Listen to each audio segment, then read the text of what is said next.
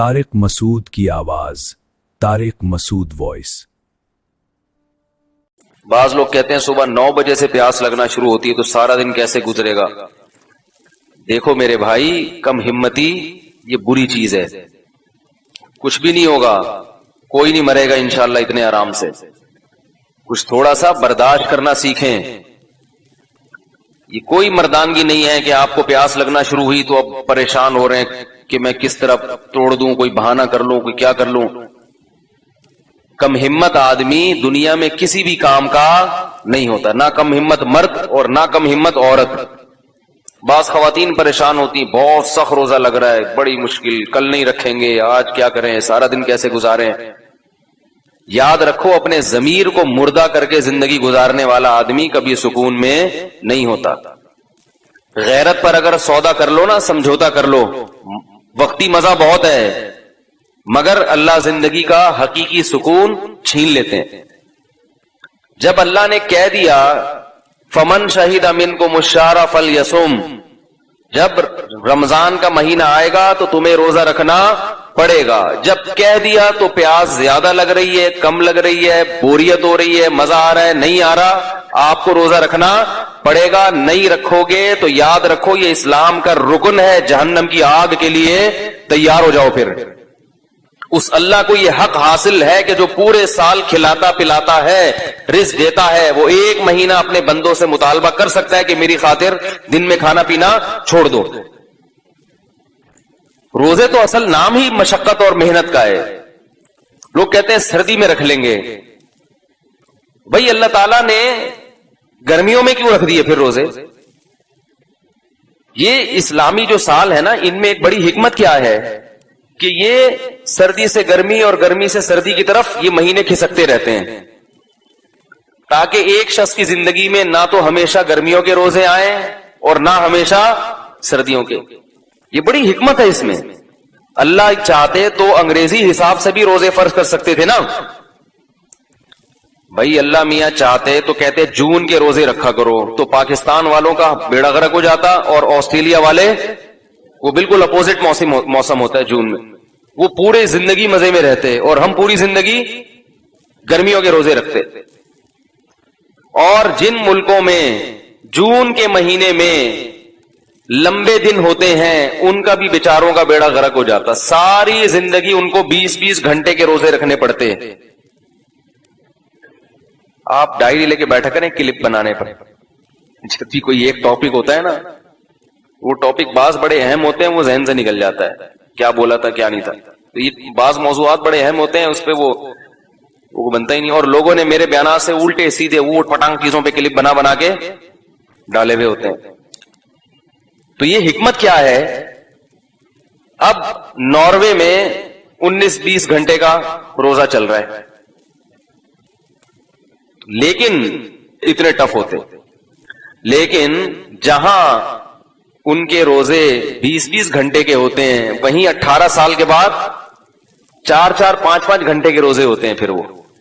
تو اللہ تعالیٰ اس طرح سے ان ملکوں میں رہنے والے لوگوں کو سہولت دیتے ہیں۔ میرے پاس وہاں سے بھی کالز آتی ہیں، ناروے سے، جرمنی سے، اوے اتنا لمبا روزہ کون رکھے گا، بہت ٹینشن ہے۔ ان کی افطاری اور سحری ایک ہی ہوتی ہے، بھائی ادھر افطاری کھائی، مغرب پڑی، فوراً تھوڑی دیر میں عشاء کا وقت شروع، اور جلدی جلدی کھا رہے ہیں، اور تراویح پڑی اور بس وہی سحری ہو گئی۔ پھر اتنا لمبا روزہ آسان تھوڑی ہے 20-20 19-19 گھنٹے کے روزے رکھنا، لیکن رکھتے ہیں، اور آج سے نہیں رکھ رہے، مسلمان صدیوں سے ان ملکوں میں روزے رکھتے آ رہے ہیں۔ لیکن اللہ ان کو سہولت کیا دے دیتے ہیں کہ اسلامی مہینے کھسکتے ہیں، ٹھیک ہے نا، کھسک کھسک کے آہستہ آہستہ کہاں چلے جاتے ہیں۔ اب یہ گرمیوں کا روزہ ہے تو اللہ کے بندو یہ ہمیشہ نہیں رہے گا۔ ایک تو روزے ہمیشہ نہیں ہوتے، اللہ نے جہاں یہ کہہ دیا نا کہ تم پر روزے فرض ہیں، وہاں تسلی دے دی ایام معدودات، ساری زندگی کی ٹینشن نہیں ہے، چند گنے چنے دن ہیں، 29 یا 30، بس اس کے بعد پھر عید کے دن چھٹی، 11 مہینے پھر کھاؤ تسلی سے۔ تو اللہ خود تسلی دے رہا ہے کہ یہ مصیبت تمہارے اوپر ہمیشہ کے لیے نہیں ڈال دی میں نے، جس کو تم عذاب سمجھ رہے ہو۔ میں مانتا ہوں کہ گرمیوں کے روزے بڑے ٹف ہوتے ہیں، میں تو خود بھگت رہا ہوں، میرا جو شیڈول ہے رمضان میں بہت سخت ہے، تو مجھے آج صبح 9 بجے سے صبح فجر کے بعد میں بیٹھا ہوا تھا, پیاس لگنا شروع, میں نے کہا لے بھائی ابھی سے شروع, سارا دن کیسے گزرے گا بھائی, گزر گیا, بچ گئے, زندہ ہیں آپ. پھر جب آدمی پیتا ہے افطاری میں تسلی سے پانی, اس کا اپنا مزہ ہے, رگیں تر ہو جاتی ہیں, کتنا مزہ آتا ہے. تو کسی بھی طریقے سے میرے بھائی بھوکا پیاسا رہ کے اپنا ٹائم گزار لو, کھانے پینے کی اجازت نہیں ہے صرف 2 لوگوں کو, مسافر کو اور بیمار کو. اس کے علاوہ نہ پریگنینسی میں اللہ نے عورت کو اجازت دی روزہ چھوڑنے کی, اگر بیمار ہو رہی ہے روزہ رکھنے سے پھر ایک الگ بات ہے. نہ فیڈ کرانے والی کو اللہ نے روزہ چھوڑنے کی اجازت دی, فیڈ کرانے سے بیمار ہو رہی ہے, یہ بچہ بیمار ہو جائے گا, دودھ ہی نہیں آ رہا, وہ ایک الگ بات ہے, پھر چھوڑ. باقی کسی کو بھی گرمی کی شدت ہو, ٹینشن ہو, پریشانی ہو, نہ روزہ آپ, کیونکہ اسلام کا رکن ہے, اس کے بغیر اسلام کی عمارت قائم نہیں ہو سکتی. دیکھو اسلام کے کتنے ارکان ہیں. مجھے ایک صاحب کی بات بڑی پیاری لگی, ایک وہ بڑے لبرل سے تھے, کہتے ہیں یار میں دین پہ اتنا نہیں چلتا, لیکن میں سوچتا ہوں اسلام کے 5 ارکان کو تو پورا کر کے جاؤں میں دنیا سے, اسلام کے 5 ارکان تو پورے کروں, عمارت تو قائم ہو, قیامت کے دن پتہ تو چلے گی یہ مسلمانوں کا بچہ تھا. یہ ارکان کا کیا مطلب ہوتا ہے, اس کے بغیر آپ مسلمانوں کی فہرست میں شامل ہو ہی نہیں سکتے. بھائی رکن کے بغیر کمیٹی کا تصور ہے, ارکان غائب ہیں کسی کمیٹی کے, تو کمیٹی تو ہے ہی نہیں. نماز کے ارکان ہوتے ہیں قیام, رکوع, سجود, ان میں سے ایک بھی رکن فوت ہو جائے تو نماز نہیں رہتی. تو اسلام کے 5 بیسک احکام ہیں, جو یہ وہ ارکان ہیں کہ جو مسلم کو غیر مسلم سے ممتاز کرتے ہیں. بھائی مسلم میں اور غیر مسلم میں کیا فرق ہے بتاؤ؟ مسلمانوں کی, غیر مسلم کی 2 آنکھیں ہوتی ہیں, تو مسلمانوں کی کتنی ہوتی ہیں؟ 4 آنکھیں ہوتی ہیں کیا؟ بولو نا بھائی. اس سے پتا چلے گا کہ یہ مسلم ہے. وہ بھی 2. کتنی ناک ہوتی ہے ہندوؤں کی؟ 1. تو مسلمانوں کی کتنی ناک ہے؟ ہندو کے کتنے کان ہوتے ہیں؟ ہمارے بھی کتنے ہیں؟ ان چیزوں میں تھوڑی پتا چلتا ہے کہ مسلمان ہندو کا. بنیادی چیز کیا ہے کہ مسلمان جب فجر کی اذان آتی ہے حی علی الصلاۃ تو بستر چھوڑ دیتا ہے, اور ہندو اور عیسائی پڑا ہوا سوتا رہتا ہے. وہ وضو کر کے سجدہ کرتا ہے اللہ کے سامنے, عصر میں بھی, مغرب میں بھی, عشاء میں بھی. اس سے پتہ چلتا ہے کہ یہ کیا ہے, مسلم ہے.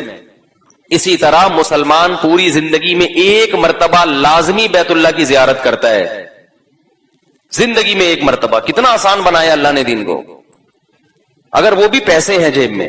اور تیسری بات کیا ہے, بلکہ دوسری نماز کے بعد دوسری بات ہے زکات. یہ بھی اسلام کا کیا ہے. تو وہ صاحب کہنے لگے یار میری نمازیں رہ گئی تھیں, تو میں چاہ رہا ہوں مرنے سے پہلے ساری نمازیں قضا مکمل کر لوں, تاکہ اسلام کا ایک بہت بڑا رکن کیا ہو جائے, پورا. دوسرا رکن ہے زکات. تو وہ بہت آسان ہے, سال میں 1 مرتبہ 2.5%, 1 لاکھ پہ 2,500 روپے, وہ سال میں 1 دفعہ دینا ہوتا ہے. وہ بھی آسان ہے, کوئی مشکل نہیں ہے. تیسرا ہے حج. حج بھی زندگی میں, اور وہ بھی ہر ایک پر نہیں ہے جس کے پاس کھلا پیسہ ہو جا سکتا ہے.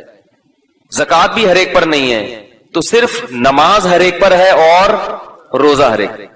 تو ایک نماز ہے اس کو کر لو بھائی, اور ایک کیا ہے, اور روزہ نماز سے آسان ہے, اس کو تو فوکس کرو پہلے, کیونکہ نماز کے بارے میں اللہ نے خود فرمایا وَإِنَّهَا لَكَبِيرَةٌ, بڑی مشکل چیز ہے. کیوں؟ ساری زندگی پڑھنی پڑتی ہے, سوائے ان لوگوں پہ جن پر اللہ کا خوف ہے. اللہ قرآن میں کہہ رہے ہیں ان پر مشکل نہیں ہے, لیکن عام آدمی پر کیا ہے, نماز مشکل ہے. کیونکہ کنٹینیو پوری زندگی. روزے اتنے مشکل نہیں ہیں جتنے نظر آتے ہیں, اس لیے کہ اللہ نے فرمایا ایام معدودات, پوری زندگی تھوڑی کہہ رہے ہیں کہ رکھتے رہو بھائی, 29 دن رکھ لو, اور اس میں بھی تمہاری زندگی میں 2 دفعہ گرمیوں میں آئیں گے, وہ ٹینشن والے ہوں گے, اور زندگی میں 2 دفعہ سردیوں میں آئیں گے, وہ تو بہت حلوے کی طرح آسان ہوں گے.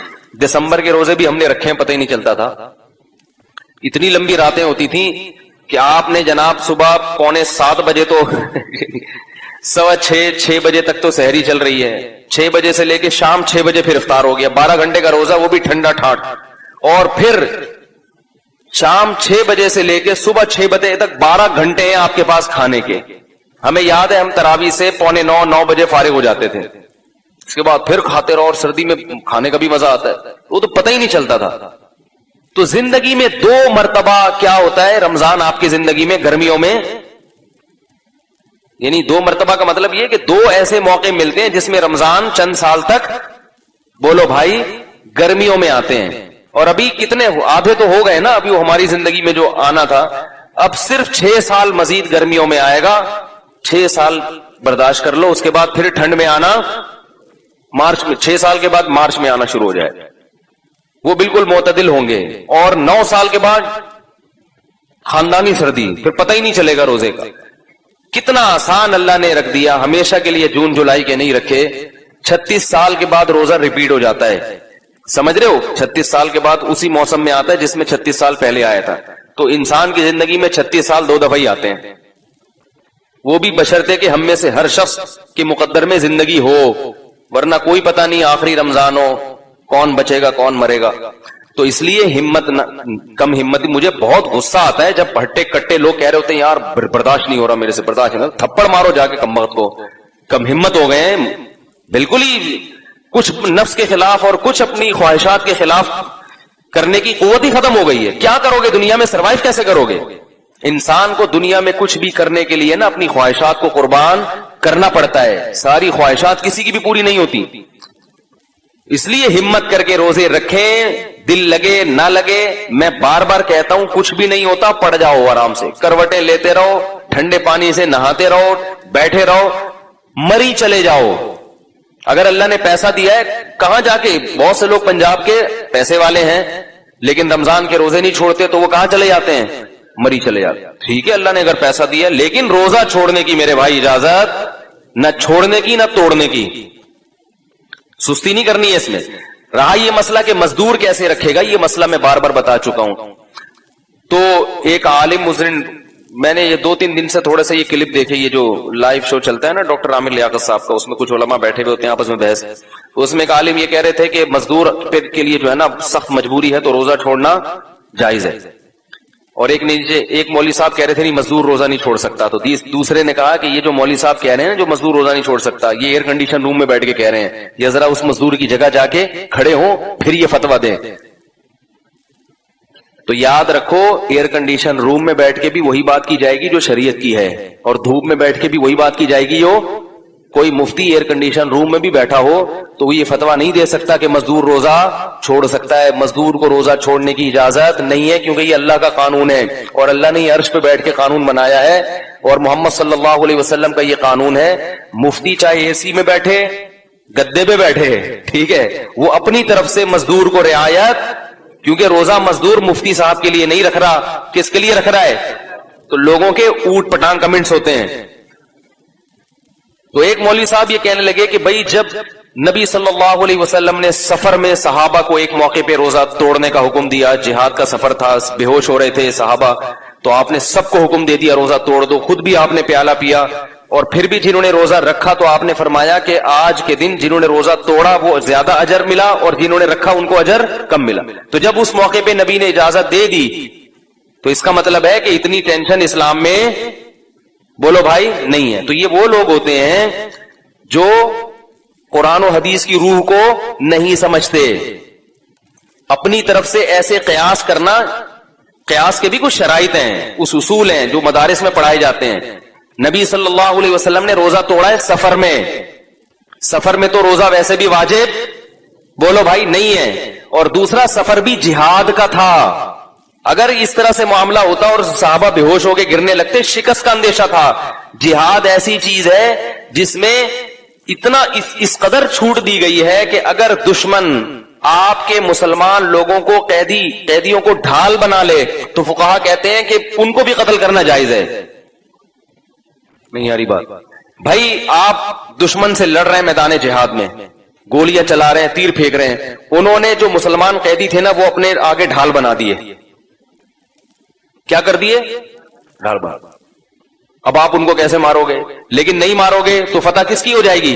ان کی. اس لیے فقہا نے دیا کہ مار دو. فقہا نے کیا کیا کہ کیا فتویٰ دیا؟ مار دو. نیت یہ کرو کہ میں اس دشمن کو مار رہا ہوں لیکن مجبوراً مسلمان ڈیلیٹ ہو رہا ہے تو رک تھوڑی سکتے ہیں, کیونکہ میدان جنگ میں اگر شکست ہو گئی پھر جو آپ کو وہ گاجر مولی کی طرح کاٹے گا اور آپ کی اس عورتوں کی عزتوں سے کھیلے گا, وہ نقصان بولو بھائی بہت بڑا ہے, بہت بڑا نقصان ہے. تو جہادی سفر کو عام سفر پہ بھی قیاس نہیں کیا جا سکتا، اور حالت حضر کو سفر پہ تو بالکل بھی قیاس نہیں کیا جا سکتا. تو اللہ تعالیٰ نے جو قرآن اور سنت کی روشنی میں جو صحیح بات ہے جو فقہا بیان کرتے ہیں، اس لیے میں کہتا ہوں قرآن و حدیث کو حقیقی معنوں میں فقہا نے سمجھا ہے. آپ کی اپنی رائے کا اعتبار، ہر آدمی قرآن و حدیث کا لیبل تو لگا رہا ہے، مگر ضروری نہیں کہ وہ عوام کے پاس علم نہیں ہے، وہ 2-4 روایتوں اور 2-4 واقعات کو دیکھ کے متاثر ہو جاتے ہیں کہ مزدور چاہے کتنی سخت ٹینشن میں ہو اس کو روزہ چھوڑنے کی اجازت، بولو بھائی، نہیں ہے. اب سوال پیدا ہوتا ہے وہ کرے گا کیا؟ کیونکہ مفتی صاحب تو ایئر کنڈیشن میں بیٹھ کے فتوا دے رہے ہیں، وہ اس مزدور کی جگہ جائیں تو وہ بھی یہ کہیں گے کہ چھوڑ دو. ناممکن ہے نا اس کے لیے تو رکھنا. اتنی گرمی میں جو کدال چلا رہا ہے وہ تو 1 گھنٹے میں بے ہوش ہو جائے گا. اس کا مسئلہ یہ ہے کہ پہلے تو وہ یہ کوشش کرے کہ دن کے وقت میں ایسا محنت مزدوری والا کام نہ کرے. وہ رات کو میں نے دیکھا ہے بہت سے پٹھان مزدوروں کو روزے نہیں چھوڑتے. پٹھان مزدور ایک بڑی پیاری بات ہے ان لوگوں میں، نہ نماز چھوڑیں گے نہ روزہ چھوڑیں گے. اس لیے میں تلاش کرتا ہوں پٹھان مزدور زکات دینے کے لیے رمضان میں تلاش کرتا ہوں. اور حرام خور جو روزہ خور مزدور ہوتے ہیں نا ان کو نہیں دیا کرو، کم بختوں کو. اور یاد رکھو رمضان میں یہ نہیں کہہ رہا صرف پٹھان ہی رکھتے ہیں، باقی سارے مسلمان نہیں، باقی بھی رکھتے ہیں، لیکن پٹھانوں میں دیکھا سب رکھتے ہیں، باقی بھی رکھتے ہیں، لیکن پٹھانوں میں 100% رکھتے ہیں، باقیوں میں 100% نہیں رکھتے. تو ایک بات یہاں یہ بھی مسئلے کی آ گئی کہ یہ بات خوب سمجھ لو کہ جو مزدور آپ کے گھر میں کام کر رہا ہے اور روزہ نہیں رکھ رہا، اس کو کھانا کھلانا پانی پلانا آپ کے لیے جائز، بولو نا یار، نہیں ہے. لوگ کھانے بنا بنا کے دے رہے ہوتے ہیں اس کو. یہ اللہ کی کھلی نافرمانی ہے، اسلام کا رکن ہے. آپ گناہ میں کسی کے ساتھ شرکت، سے بولو روزہ رکھو، نہیں رکھنے تو جاؤ اپنے خرچے پہ جا کے کھاؤ. اگر بیمار ہے پھر ایک الگ بات ہے، بیمار ہے تو کھلا سکتے ہیں، وہ تو ویسے بھی کسی کو بھی کھلا سکتے ہیں. بیمار نہیں ہے اس کو بولو آپ کو روزہ رکھنے چھوڑنے کی اجازت نہیں تھی. لیکن لوگ کیا کر رہے ہوتے ہیں، ہمارا مزدور ہے، کھلاؤ پلاؤ چائے بھی پلاؤ تاکہ دل جمی کے ساتھ کام کر سکے. بلکہ بعض فیکٹریوں میں تو نالائق لوگ چاہتے ہیں کہ مزدور روزہ نہ رکھیں. تو یہ سب اللہ کے غضب کو دعوت دینے والی باتیں ہیں. اس کائنات کا حقیقی خالق اللہ ہے. ہاں میں یس کر رہا تھا کہ مزدور کرے گا کیا؟ تو مزدور یہ کرے گا یا تو رات کے وقت، اور اگر یہ ممکن نہیں ہے تو چھٹیاں لے لے رمضان میں. یہ بھی ممکن نہیں ہے کہ چھٹیاں لے کے دہاڑی نہیں بنے گی، گھر میں کھانے کے لالے پڑ جائیں گے، تو پھر وہ روزہ رکھے گا. اور اگر ایسی کنڈیشن اس کی روزے کے دوران ہوتی ہے کہ بے ہوش ہونے لگتا ہے یا چکر آنے لگتے ہیں، بیمار ہونے لگتا ہے، تو پھر بیمار آدمی کو روزہ توڑنے کی، بولو بھائی، اجازت. اس لیے فقہا نے جو قرآن و سنت کو سمجھا ہے نا، یہ اپنی عقل نہیں استعمال کر رہے. یہ قرآن کہہ رہے روز آنا روزہ رکھے، روز آنا توڑ دے، گناہ نہیں ہے، چھوڑے گا تو گناہ ہوگا. اب لوگ کہتے ہیں کہ جب رکھ کے توڑنا ہی ہے تو رکھنے کی کیا ضرورت؟ تو پھر یہ آپ کی اپنی عقل ہے جو قرآن و سنت کے خلاف. کیونکہ قرآن کیا کہہ رہا ہے کہ مریض اور مسافر چھوڑ سکتا ہے، اس کے علاوہ نہیں. رکھے گا، جب یہ کنڈیشن بن گئی تو توڑ دے گا. بلکہ وہ خود نہیں توڑ رہا تو آپ توڑوائیں اس سے زبردستی. نہیں آ رہی بات.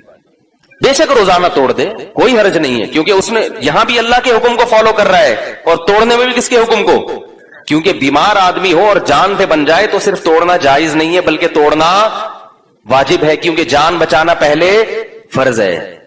تو ہم نہیں کہہ رہے کہ وہ مر جائے اور شام کو اس کی لاش اٹھے، یہ نہیں کہہ رہے ہم یہ کہہ رہے ہیں کہ رکھے گا روز، کوشش کرے گا حتی الامکان اتنی محنت نہ کرے کہ شام تک نہ چل سکے. لیکن اگر ایسی کنڈیشن بن گئی تو پھر کیا حکم ہے؟ توڑ دے روزہ. اور یہ والا روزہ پھر سردیوں میں قضا کر لے. روز رکھے گا چاہے روز توڑنا پڑ جائے. یہ فتویٰ ہے قرآن و سنت کے عین مطابق. سمجھ رہے ہو کہ نہیں سمجھ رہے؟ چھوڑنے کی اجازت نہیں ہے. ہاں، اور یہ بھی یاد رکھو کہ بہت سے بیمار نہ خام خامے فنٹر بننے کی کوشش بھی کرتے ہیں. ابھی ہمارے ایک دوست ہیں یہیں بیٹھے ہوئے تھے، ٹائیفائڈ ہوا ان کو. ٹائیفائڈ کے بعد ابھی اٹھے، ہاتھ کانپ رہے ہیں، کمزوری بہت زیادہ، اور روزے رکھ رہے ہیں. میں نے کہا آپ نہیں رکھو روزے، آپ اپنی کنڈیشن دیکھو یار. ابھی ٹائیفائڈ کا حملہ ہوا ہے آپ کے اوپر، بیماری سے اٹھے ہو، دوبارہ حملہ نہ ہو جائے. کمزوری میں تو دوبارہ بیماری، کانپ رہے ہیں ہاتھ. لیکن ماشاءاللہ کہہ رہے ہیں پھر پتہ ہی نہیں چلے گا رمضان کا. اسی دفعہ پتہ چلے گا، اگلی دفعہ بس اسی دفعہ 2-4 دن پتہ چلے گا، اگلی دفعہ کا پھر چانس. ہم چاہتے ہیں کہ 25-30 سال اور پتہ چلتا رہے رمضان. تو بیماری میں اگر بیماری بڑھنے کا اندیشہ ہے تو پھر روزہ چھوڑ دینا افضل ہے، کیونکہ اللہ کی گنجائشوں سے فائدہ اٹھاؤ، اللہ کے سامنے بھکاری بن کے رہے، اللہ تو نے مجھے ایک تحفہ دیا میں اسے لوں، اللہ کے سامنے فنٹر گیری نہیں کرو کہ آپ کو ایک گفٹ دے رہا آپ کہہ رہے ہیں مجھے ضرورت ہی نہیں، میں تو ایسے چلاؤں گا ٹائیفائڈ میں. تو اگر ایسی کنڈیشن ہے تو پھر انسان اللہ کی رخصت سے فائدہ ہو. لیکن جہاں اللہ نے رخصت دی ہے، اللہ نے گرمی کی وجہ سے رخصت نہیں دی، مزدوری محنت کی وجہ سے رخصت نہیں دی ہے، وہ تو رکھنا پڑے گا. کتنی ٹینشن، روزہ تو نام ہی ٹینشن کا ہے نا، روزہ نام اس کا کہ تڑپو پیاس میں، بھوک میں تڑپو، ٹینشن ہو، اسی میں ثواب ہے. صحابہ کرام اتنے مزے سے خوشی سے روزے رکھتے تھے، ہم تو صرف رمضان کے نا وہ نفلی روزے گرمیوں میں رکھتے تھے. حضرت جابر رضی اللہ تعالیٰ عنہ غالباً جب ان کی موت کا وقت آیا رو رہے تھے. لوگوں نے پوچھا کہ ہم موت کے ڈر سے رو رہے ہیں، فرمایا نہیں، گرمیوں میں جو اللہ کے لیے روزے رکھتا تھا اور پیاس کی شدت سے جو زبان خشک ہوتی تھی اس میں جو مزہ آتا تھا وہ مزے اب ختم ہو رہے ہیں. کیونکہ جس کو عشق ہوتا ہے نا اللہ سے، اس کو تو محبوب کی یاد میں تڑپنے میں مزہ آتا ہے. متنبی نے کیا پیاری بات کی ہے، عدل العوادل حول قلب الطاہی. مجھے یاد دلانا ہے، روزے کے کفارہ بھی بیان کروں گا، یہ جو توڑ دیتے ہیں نا ان کو سزا کیا ہے دنیا میں اس کی. عدل العوادل حول قلب الطاہی وهو الاحبۃ منه فی سودائه. شاعر کہتا ہے کہ ملامت کرنے والوں کی ملامت میرے دل کے ارد گرد گھومتی ہے اور محبوب کی محبت میرے دل کے سیاہ نقطے میں ہے. تو جو مجھے محبوب کے بارے میں ملامت کرتا ہے اس ملامت کا میرے دل پہ اثر ہی نہیں ہوتا، کیونکہ وہ دل کے اندر ملامت گھستی نہیں ہے. محبت دل کے اندر ہے اور ملامت دل کے باہر باہر گھومتی رہتی ہے. یا تو محبت دل کے باہر ہوتی تو ملامت جا کے اس کو ٹکر مار کے باہر نکال دیتی، گھسی نہیں رہی. اب سوال یہ پیدا ہوتا ہے، اگلے شعر میں جواب دیتا ہے کہ سوال یہ پیدا ہوتا ہے کہ ملامت دل کے باہر کیوں گھومتی ہے، دل کے اندر کیوں نہیں گھستی؟ بھائی جیسے محبوب کی محبت دل کے اندر گھس گئی تو یہ جو لوگ ملامت کر رہے ہیں مجھے محبوب کے بارے میں، یہ ملامت بھی دل میں گھس کے اس کو نکال دے. شاعروں کے کلام میں بڑی بلاغت ہوتی ہے. تو وہ جواب دیتا ہے، یشکو الملام الی اللوائم حرہ ویصد حین یلمن عن برحائہ. کہتے ہیں وہ ملامت اصل میں گھسنے کی کوشش کرتی ہے، لیکن محبوب کی محبت سے دل گرم اتنا ہوتا ہے کہ اس کی گرمی کی وجہ سے وہ جلنے لگتی ہے اور واپس جا کے جس نے ملامت کی ہے نا اس کو شکایت کرتی ہے کہ کدھر بھیج دیا تم نے جا کے مجھے. نہیں آ رہی بات سمجھ؟ جا کے کس کو شکایت کرتی ہے؟ جس نے ملامت، جو ملامت کرنے والے ہیں نا، وہ تو کہہ رہے ہیں ملامت کرنے والیاں، لیکن میں والے بنا رہا ہوں اس کو فی الحال، کیونکہ آپ پھر ادھر ادھر دماغ آپ کا جائے گا. وہ تو کہہ رہے ہیں ملامت کرنے والیاں، کیونکہ عورتوں کی ملامت کا اثر زیادہ ہوتا ہے انسان کے اوپر. کہتے ہیں جو ملامت کرنے والیاں ہیں نا ان کو جا کے بتاتی ہے ملامت کہ بھائی بھیجا تم نے غلط جگہ پر ہے، اس کا دل بہت زیادہ گرم ہے. تو اللہ کی محبت کا عشق اگر دل میں پیدا ہو جائے، محبت پیدا ہو جائے، تو انسان پھر لوگوں کی ملامت اور اپنے نفس کی ملامت، ان چیزوں سے لوگ تو کہیں گے کیا سوکھے جا رہے ہو روزے رکھ کے، کیا ہو گیا. جو لبرل لوگ ہیں نا ان کو یہ مسلمانوں کی یہ بہت بڑی حماقت لگتی ہے، بھوکا پیاسا رہنا. یہ جو ہے سارا دن بھوکے پیاسے رہتے ہیں، یہ جو لبرل لوگ ہیں نا یہ ہنستے ہیں مسلمانوں پہ، یہ بے وقوف لوگ ہیں، سارا دن بھوکے پڑے ہوئے ہیں، کوئی کام ہی نہیں ہو رہا. انگریز کہاں جا رہا ہے، ترقی کر کے چاند پہ پہنچ گیا، اور یہ صبح 4 بجے کے کھا رہے ہیں سارا دن بھوکے. نہ دفتروں میں صحیح طرح سے کام ہوتا ہے. حقیقت ہے روزے میں کام نہیں ہوتا، یعنی عام طور پر بیٹھے ہوئے ہیں سوکھے سوکھے، نہ گٹکا منہ میں نہیں ہوتا. کوئی آئے نا مسئلہ پوچھنے کے لیے، وہ آدمی کو غصہ آنا شروع ہو جاتا ہے. ہر چیز میں پکوڑے نظر آ رہے ہوتے ہیں اس کو، ہر چیز میں جناب اس کو شربت نظر آ رہا ہوتا ہے. اور کیسے، میں تو آج کل ٹف روزے چل رہے ہیں، گھر والوں کو بولا ہوا ہے کہ پہلے 5 منٹ پہلے پورا دسترخوان سج جانا چاہیے، ہر چیز ہو. انتظار کی، ادھر اذان ہوئی اور پتہ چلا پانی فریج سے نکال کے لایا جا رہا ہے، یہ برداشت نہیں ہے بھائی. سب رکھا ہوا ہو، سب رکھا ہوا. ایسی ٹینشن چل رہی ہے آج کل، کیونکہ کام بولنا بہت پڑ رہا ہے نا مجھے، رمضان دن کے وقت بھی میرے وہ ہوتے ہیں ریکارڈنگ وغیرہ. تو میں یہ عرض کر رہا تھا کہ بھائی اللہ کی محبت ہے تو برداشت کرنا پڑے گا. تو یہ جو لبرل لوگ ہیں نا جو اسلام کا مذاق اڑاتے ہیں مسلمانوں کا، یہ بیوقوف، یہ بالکل ایسے ہی ہے کہ نوح علیہ السلام جب کشتی بنا رہے تھے نا تو قوم مذاق اڑا رہی تھی. نوح علیہ السلام نے کہا ابھی تم اڑا لو، کل ہم تمہارا مذاق اڑائیں گے. جس خدا نے پیدا کیا، جس رب نے بنایا، اس کا حکم ہے کہ چھوڑ دو کھانا پینا. اس کا حکم ہے، اور اجازت دی غروب آفتاب کے بعد کھاؤ، تو ہم اس کے حکم میں کر رہے ہیں. کوئی اور ہمیں کہتا تو ہم اتنے بیوقوف، کسی کے کہنے پہ تو ہم چائے اور گٹکے نہیں چھوڑتے. کھانا کہاں سے چھوڑ دیں گے؟ آپ کا باس آپ کو کہے کہ دوپہر کا لنچ چھوڑ دو گے؟ بولے گے جاب چھوڑ دوں گا میں، لنچ. اگر کوئی آپ کا باس گھر میں آ کے کہے آپ سے کہ میں تجھے جاب سے نکال دوں گا، صبح کا ناشتہ چھوڑ دے، وہ بولے بھائی میں اپنی کمپنی کھول لوں گا، صبح کا ناشتہ نہیں چھوڑوں گا. یہ تو اللہ نے کہا ہے تو وہی ہم کرتے ہیں، ورنہ ہم کسی کو اتنی لفٹ نہیں کراتے. تو اللہ کے لیے ہے اور ہمیں اللہ سے اس پر امیدیں ہیں. اسی بھوک پیاس میں وہ اجر دے رہا ہے. للصائم فرحتان، روزے دار کے لیے وقت اور ایک قیامت. کیسا مزہ آتا ہے خدا کی قسم، پانی پی پی کے. کھجورے کھاؤ، پانی پیو. افطار میں اوٹ پٹانگ چیزیں نہیں کھایا کرو، کھجوروں کو زیادہ فوکس کیا کرو، صحیح ہے نا؟ اس سے طاقت بھی آتی ہے، وزن نہیں بڑھتا، توانائی فل ملتی ہے، اور کھجور سے خون اچھا بنتا ہے. جب کمزور ہو گئے نا خون تو بنے گا. اب وہ چاہے الٹی سیدھی چیزیں کھا کے سڑا ہوا خون پیدا کر لو، خون کی کمی ہو جاتی ہے نا، اور چاہے تو نفیس چیزیں کھا کے. اچھا یہ آپ کے پاس رمضان میں آپ کو یہ آپشن ملتا ہے. میں اس لیے بار بار کہتا ہوں کہ رمضان میں اپنی خوراک کا شیڈول ہمیشہ کے لیے چینج کر دو، عادت بنا لو. اچھی اچھی چیزیں کھائیں گے، گندی چیزیں کہیں، یہ تیل ویل چکنے چپڑے، پکوڑا بھی کچھ تھوڑا سا تیل میں ہو اور اچھے والے تیل میں.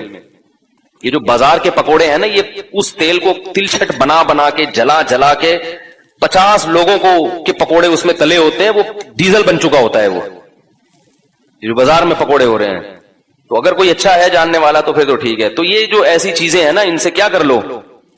تو آپ دیکھو ایک مہینے کے بعد آپ کے ایسا خون نتھر جائے گا، آپ کی آنکھوں میں بینائی تیز ہو جائے گی، آپ کے دماغ فریش ہو جائے گا. تو یہ رمضان میں اللہ نے ہمیں بہت اچھا موقع دیا ہے اپنی خوراک کے شیڈول کو چینج کرنے کا. اچھی خاندانی چیزیں کھانا شروع کر دو، زیتون، انجیر، شہد، اور کیا ہے یہ جو ہے آپ کا، اور کھجور، دلیا، جو، یہ چیزیں کھانا شروع کر دو. سمجھ رہے ہو؟ اپنے خرچے پہ. اچھا تو جلدی سے میں اس طرف آ جاؤں. تو رمضان کا روزہ اگر کسی نے جان بوجھ کر توڑ دیا اور یہ کہتے ہوئے کہ مجھ سے پیاس برداشت نہیں، بیماری نہیں ہے، نہ مرنے کا اندیشہ ہے، وہ تو الگ بات ہے. ویسے یار میں سے کوئی کام ہی نہیں ہو رہا، میرے سے برداشت نہیں ہو رہا، بار بار کولر کی طرف دل چاہ رہا ہے، اور ایک قطرہ بھی حلق میں اتار لیا تو روزہ بھی ٹوٹ گیا. اور سزا کیا ہے؟ 60 روزے لگاتار. نہیں آ رہی میرا خیال ہے بات سمجھ میں. روزہ توڑنے کا کفارہ کیا ہے؟ رمضان کا روزہ 60 روزے جان کر اگر توڑا ہو کسی نے، 60 روزے، یہ والا روزہ بھی قضا کرنا پڑے گا. اور وہ جو 60 روزے رکھنے ہیں، ان میں اگر 59 روزوں کے بعد آپ کی طبیعت خراب ہو گئی اور 60واں نہیں رکھ سکے تو پھر پہلے دن سے دوبارہ، یعنی اس میں بیماری کی بھی کبھی عذر قابل قبول نہیں ہے. کیونکہ یہ کس کا روزہ ہے؟ رمضان کا. یہ مذاق نہیں ہے، یہ اللہ کا بہت بڑا حکم ہے. اسی طرح یاد رکھو ایک اور مسئلہ ہے، مسافر کے لیے روزہ چھوڑنا جائز ہے لیکن افضل نہیں ہے.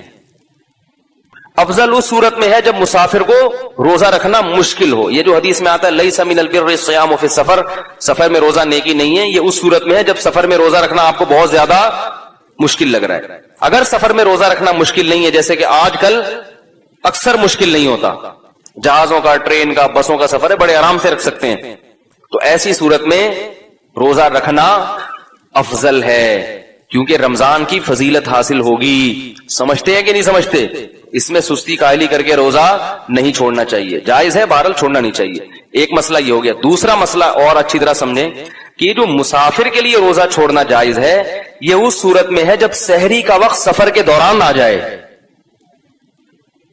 ہمارے ہاں یہ ہوتا ہے کہ دوپہر کسی کا لاہور جانے کا ارادہ ہے، وہ صبح روزہ چھوڑ دیتا ہے کہ بعد وہ سفر میں. ایسا نہیں ہے. سحری کا وقت مقام پہ آیا ہے تو ابھی آپ مسافر بنے نہیں ہیں، آپ دوسرے مسلمانوں کی طرح آپ پر بھی روزہ فرض ہے کیونکہ ابھی آپ مسافر بنے نہیں ہیں. اب جب آپ نے روزہ رکھ لیا تو سفر میں اس کو مکمل کرنا واجب ہے. سفر میں آپ وہ توڑ نہیں سکتے. ایک خاتون کا پچھلے سال فون آیا، میں امریکہ سے پاکستان آ رہی تھی تو میں نے روزہ رکھ لیا تو سورج نہیں غروب ہو رہا. سورج غروب یا تو یہاں سے جاتے ہوئے ہوتا ہے یا آتے ہوئے، ایک طرف ہوتا ہے. تو میں نے کہا جاتے ہوئے غروب ہی غروب ہو رہا تھا نا ٹھیک ہے نا, تو وہ کیا کریں؟ میں نے کہا روزہ رکھنا فرض ہے, کیونکہ سحری مقام پہ ہو رہی ہے, سحری امریکہ میں مقام پہ کی انہوں نے, تو اب جہاز میں بیٹھ گئے تو سورج کتنا ہی لمبا ہو گیا, ٹھیک ہے, روزہ رکھنا پڑے گا. تو کبھی کبھار ہی ایسا ہوتا ہے, ہاں جان پہ بن پڑے یا بیمار ہونے کا اندیشہ ہو, وہ تو پھر سفر نہ بھی ہو تو بھی روزہ توڑنا بولو بھائی جائز ہے. تو ایک مسئلہ ہے. دوسرا مسئلہ یہ, مسافر نے روزہ چھوڑ دیا, سفر میں سحری آئی تھی, آپ یہاں یعنی آپ جہاز میں بیٹھے لاہور سے کراچی آ رہے ہیں, راستے میں سحری کا وقت ہو گیا جہاز کے دوران یعنی پرواز کے دوران, تو آپ روزہ چھوڑ سکتے ہیں, آپ نے چھوڑ دیا روزہ. لیکن جب آپ نے روزہ چھوڑا تو جہاز میں ہی بیٹھ کے جتنا کھانا ہے کھا لیں. جب ایئرپورٹ پہ آپ اترے اور کراچی میں مقیم بن گئے تو جیسے ہی اپنے علاقے میں داخل ہو گئے یعنی شہر میں داخل ہوئے تو اس وقت کھانا پینا آپ کے لیے جائز نہیں ہے, بند, کیونکہ اب آپ مسافر نہیں رہے.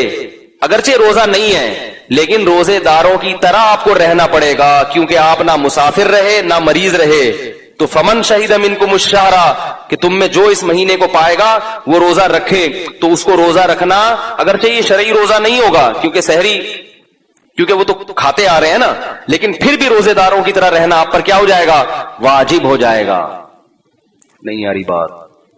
ہم نے دیکھا ہے مسافر کا روزہ نہیں ہے, وہ آ کے کھا رہا ہوتا ہے. بھائی اب تو مسافر نہیں رہے نا تم, اب تھوڑی مسافر ہو, اب چپ آرام سے جیسے دوسرے بیٹھے ہوئے ہیں نا اس طرح بیٹھو, کھانے پینے کی اجازت. وہ کہتے ہیں جب میرا روزہ ہی نہیں ہے تو روزہ بھی مجھے بعد میں بھی قضا کرنا پڑے گا اور اب بھی مجھے کھانے پینے کی اجازت نہیں ہے. بالکل ایسا ہی ہے, بعد میں یہ قضا بھی کرنا پڑے گا کیونکہ آدھے دن تو آپ چرتے رہے نا, آدھے روزے تھوڑی ہوتے ہیں, اور آدھا دن آپ کو روزے داروں کی طرح رہنا بھی پڑے گا.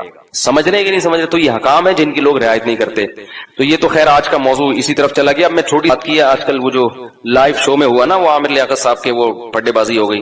تو ہمیں ان شووں سے وہ نہیں ہے کہ کیا ہوا کیا نہیں ہوا, اس میں کچھ باتیں جو غلط ہیں اور وہ ان کو ڈیفائن کرنا یا ان کو ہائی لائٹ کرنا اس لیے ضروری ہے کہ یہ آئندہ بھی ہو سکتا ہے, اور اس میں لوگ دلچسپی لیتے ہیں, دھڑے بندی ہو جاتی ہے. تو علماء کی بہرحال ذمہ داری ہوتی ہے کہ اگر کسی پہ ظلم ہوا ہے تو اس ظلم کو میں سمجھتا ہوں بیان کیا جائے. اس میں جو اہل حدیث عالم تھے, میں یہ سمجھتا ہوں ان کے ساتھ بہت ناانصافی ہوئی, کیونکہ وہ نہ کہہ رہے میں ذاکر نائک کا خلیفہ ہوں, نہ میں وہ کہہ رہے میں وہ ایک بات کر رہے ہیں, لیکن اس کو توپے لے کے گستاخ رسول پر خام خام میں زبردستی.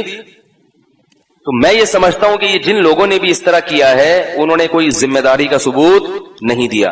باقی ڈاکٹر ذاکر نائک صاحب نے جو یہ لفظ, ایک ایسا لفظ استعمال کیا کہ جو نبی کی جس سے توہین کا شائبہ ہوتا ہے, تو ہم نے سنا کہ بعد میں انہوں نے اس پہ معذرت بھی کی ہے, اور اس کا وہ باقی وہ مسئلہ کیا ہے تو میں نے آج جمعے کے بیان میں اس کو تفصیل سے بتایا ہے کہ اس طرح ذرا سی باتوں پہ الفاظ کی جو زبان لڑکھڑاتی ہے اور بندہ کہہ بھی رہا ہے کہ میری یہ نیت نہیں ہے, تو اس پہ فوراً توہین رسالت کے مقدمے مت چلایا کرو. میں نے اس کی کچھ مثال دی ہے کہ حدیث میں بھی ایسی مثالیں ملتی ہیں کہ انسان کی زبان وہ بولنا کچھ چاہتا ہے, نکلتا کچھ ہے منہ سے, تو اس کو نبی صلی اللہ علیہ وسلم نے بھی نہ اللہ کا گستاخ قرار دیا نہ توہین رسالت کا مرتکب قرار دیا. تو ہمیں اگر نبی کی سیرت کو فالو کرنا ہے تو پھر پورے طریقے سے فالو کرنا پڑے گا.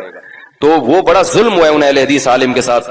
میں نے وہ کل کلپ دیکھا, مجھے لوگوں نے بھیجا, تو میں نے دیکھا وہ بہت زیادہ وہ خام خام, ایسا نہ ہو کہ مجھے یہ ڈر ہے کہ وہ ایک جو ہے نا وہ ایک دلوس نکلنا نہ شروع ہو جائیں کہ یہ اہل حدیث جو ہے وہ کیا ہوتے ہیں, معاذ اللہ گستاخ رسول ہوتے ہیں. تو پھر یہ کیا ہوگا, اہل حدیث اور حنفیوں کا یا بریلویوں کا کیا ہو جائے گا, ٹکراؤ.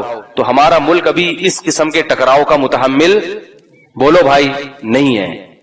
بھائی ملک میں بڑے پھڈے چل رہے ہیں, تو اس لیے جو بھی اس قسم کی چیزوں کو میں جذباتیت کا شکار ہوتے ہیں, سوشل میڈیا پہ ہمارا فرض ہے کہ ہم ان کی حوصلہ افزائی نہیں کریں اور ان کو بتائیں جو بھی اللہ کے رسول کو ماننے والا ہے وہ کبھی بھی گستاخ رسول نہیں ہو سکتا. سب مسلمان اللہ اس کے رسول سے محبت کرتے ہیں. تعبیرات میں کبھی کبھار زبان کیا ہوتی ہے, تو اس لیے کہ اگر علماء رہنمائی نہ کریں, سوشل میڈیا پہ لوگوں کے پھر بڑے زہریلے کمنٹس ہیں, اس سے اور زیادہ نفرتیں پھیل رہی ہیں.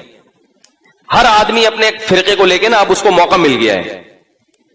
کوئی بھی ایسا جیسے کوئی کمزور پٹ رہا ہو نا اب اس کمزور نے آپ کے پیسے بھی لیے ہوئے تھے, بلکہ ایک طاقتور پٹ رہا ہو, فرض کریں اس نے آپ کے بھی پیسے لیے ہوئے تھے, تو آپ اس کو مار سکتے نہیں تھے. اب کیا ہوا ہے کہ وہ لوگ اس کو کوٹ رہے ہیں, تو آپ بھی جا کے اس پہ چوری کا الزام لگا کے تھپڑ مار. مقصد چوری نہیں ہوتی, مقصد ہوتا ہے کہ اس نے جو ہے نا میرے پیسے دینے. ہم سرگودا میں تھے تو ایک چور پکڑا گیا, تو ایک صاحب نے اس کو 2-3 لوگوں نے نا اس کو درخت سے باندھ دیا.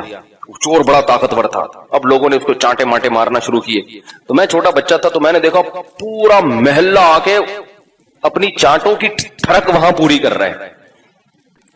کیونکہ بہت سے لوگوں کو نا پیٹنے کا شوق ہوتا ہے لیکن ان میں اتنا دل ہوتا نہیں ہے کہ کسی پہ ہاتھ اٹھائیں.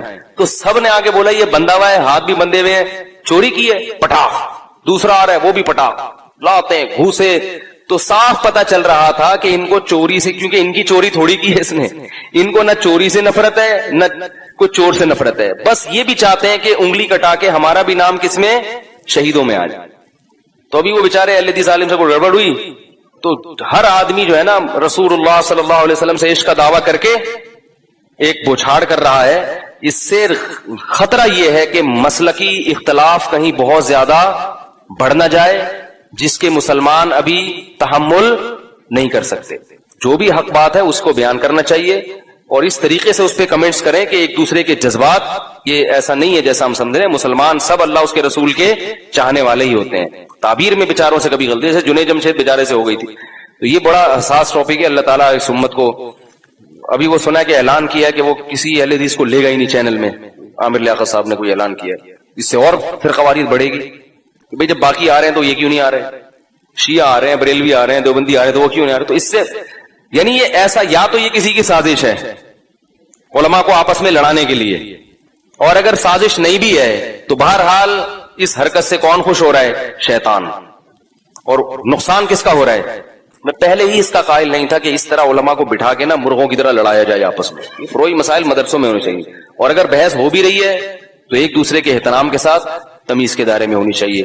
اللہ تعالیٰ سمجھنے کے عمل کی توفیق عطا فرمائے.